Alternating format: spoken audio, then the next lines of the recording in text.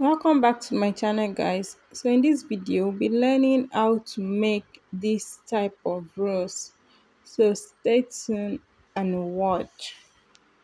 And if you are coming across my video for the first time, kindly subscribe to my channel, turn on your post notification so that you can get notified whenever I drop new videos, and do not forget to like, share and comment this particular video.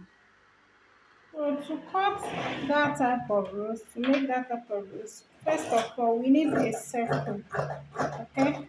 So what I'm going to do now is, I'm going to be folding this fabric into four. This is the fabric, so this is two, and this is four. So I'll be marking 2.5 all round. That is the measurement I want to use for my circle.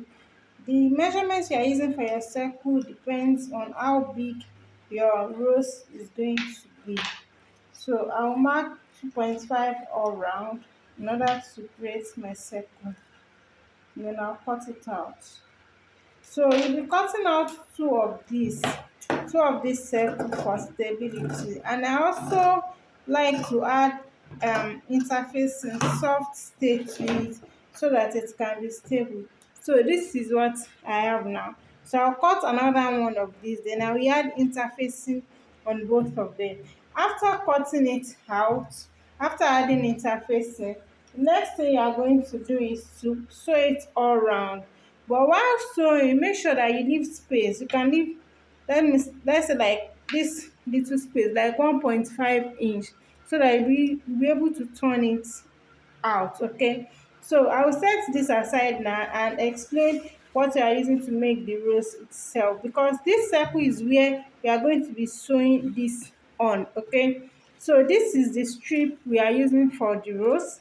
I have 2.5 inches here on fold, 2.5 on fold, and this is not a constant. You can use 3 inches, you can use 4 inches, depending on how big you want your rose to be.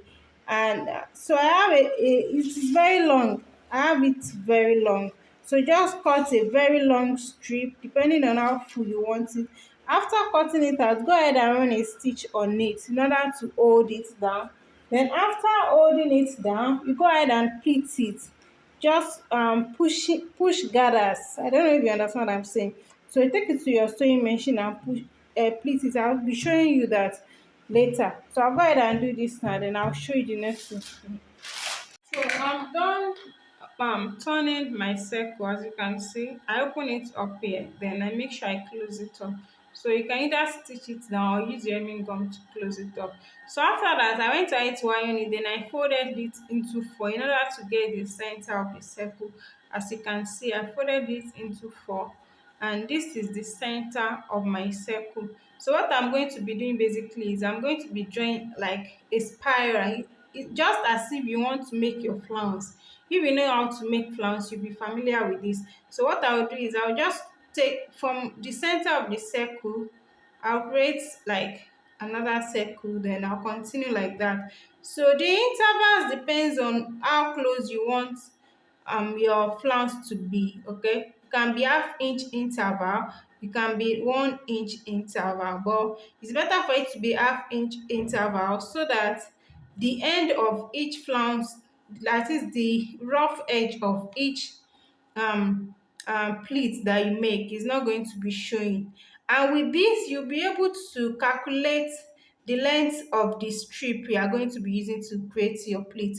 So with this drawing I'm making now, you'll be able to calculate the length of fabric you are going to cut out in order to make the pleat you are going to use.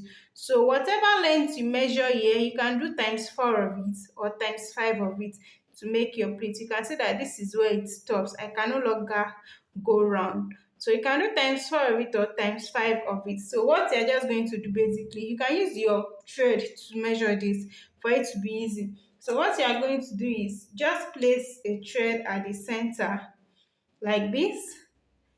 Place it here, pin it down, find a way to pin it down, then you take the thread round the flounce, the spiral shape we have already created. So at the end of the day, when you get to the end here, you just measure the length of the thread you get. So in that way, it will be easy for you to measure the length of what you have here. Then whatever length you get, you can do times 4 of it or times 3 of it.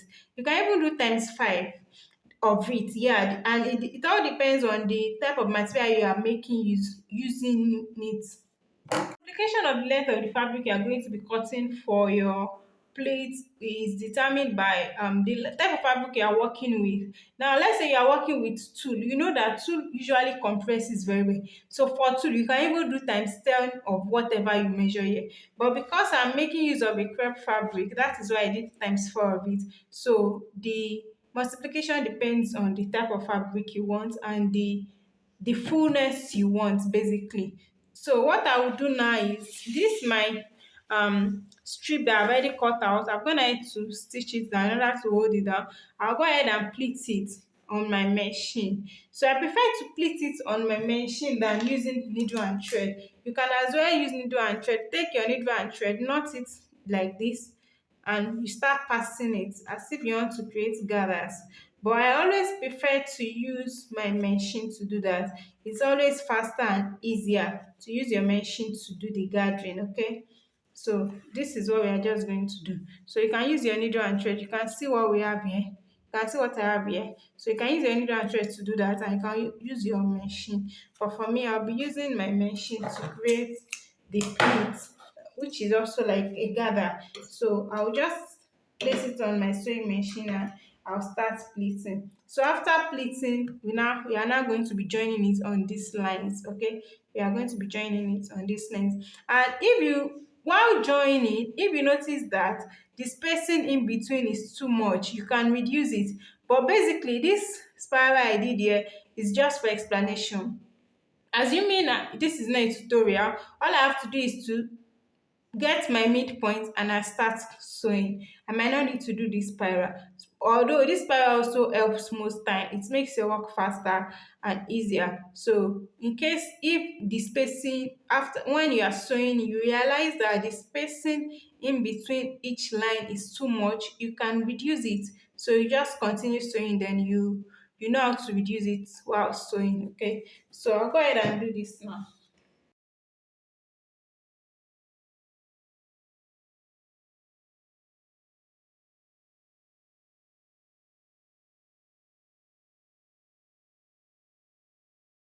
So this is what I have after pleating. Can you see?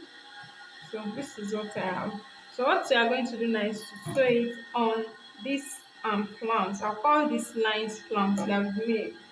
So basically, what I'm just going to do is I'll take one end of the pleat, this pleat that I have here, then I'll place it on the center. I'll start sewing from the center. But before I start sewing from the center, I'll be measuring. You can measure like 3 inches to 4. You can measure 3 inches or 4 inches. I'm going to explain what you are going to be using this to do. So measure 3 inches or 4 inches. So for me, I'll be using 4 inches. This is what we are going to be using to cover up our flanks, the center at the end of the day, so that we can have a neat finishing. So my sewing at the center will start from this. So I'll just place it on it like this. You can see that I'm not sewing this one. You can even do as much as 5 inches.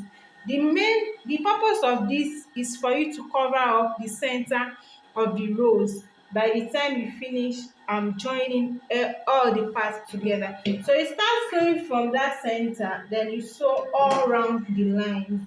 So you are going to be sewing all around the line. So let's sew.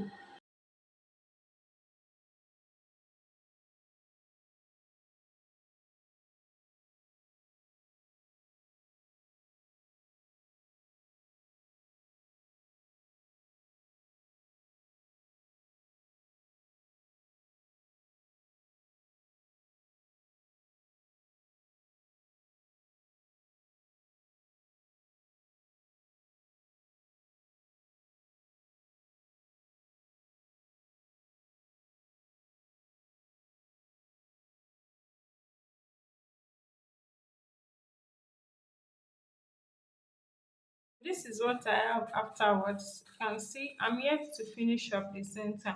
Now look at how this place is looking. This place is rough, it's not neat.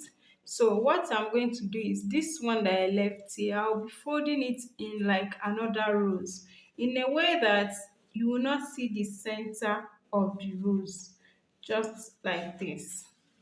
Can you see? So you will not see the center of the rose.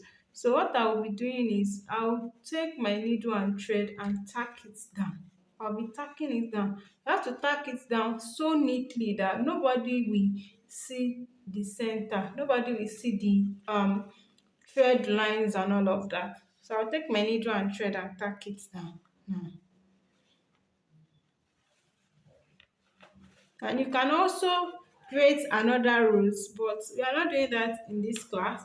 Just as I have done the pleating, you can use your needle and thread to create rows, then you place it in between. But for you to avoid all those stress, just do this. Fold it as if you are making another rows, but make sure that you use it to cover all the line, all the places that your thread line will show. Cover all the places that your thread line will show. Cover it up, okay? So I'll just continue tacking now. Just watch what I am doing. If you have watched this video to this moment, remember to like this video, drop your comment, and most importantly, subscribe to my channel. Turn on your post notifications so that you can get notified whenever I drop new videos. Okay, so I'll just continue tacking until I'm satisfied. Just make sure your tacking is very tight so that it's not going to lose at any point in time. So I'll continue tacking and then I'll show you the end result. You can see what I have tacked so far. I'm yet to tack this place down. I'll still tack this down and I will tack this down also. So by the time I finish tacking everything down, it's going to be in place. And look at the inside. You can see that the inside is neat already. I'll be cutting out this. Okay, yeah, cut it out already. So you can see that the inside is so neat. Nobody is going to be seeing the thread and the stitch line. All those thread, nobody is going to be seeing them. So this is what I have at the end of the day. Can you see how beautiful the rose is looking already? This is the back of the rose. So all you just have to do is to tack it down on wherever you want to place it at intervals. So this is where you are going to be tacking, and if you need to tack any edge of this rose, so just go ahead and tack it down and you have your rose. You can make it in smaller sizes, you can make it in bigger sizes. This is just the size that I want, and as you can see how big it is, even with the small circle that I cut out, the size of the circle is 2.5, and I take in half an inch, so it makes it 2 all round. So I measure just as if I measure 2 all round, and you can see how big it is. And the reason why it's big as this is because of the length of fabric I use in pleating. The length is much. So the more the length, the bigger your rows. Even if you use a small circle, you can still squeeze it in to fit in and you have a big rows. The only thing is the spacing in between is going to be very small, very small. So this is where you start from. It can be so small like this. Let me just use my chalk to explain. So the spacing can be very small. This chalk line that I am marking, you can still run a stitch on it. So in that case, if you have a small circle, your roast is going to be big. I'll be seeing you in my next video. Bye for now.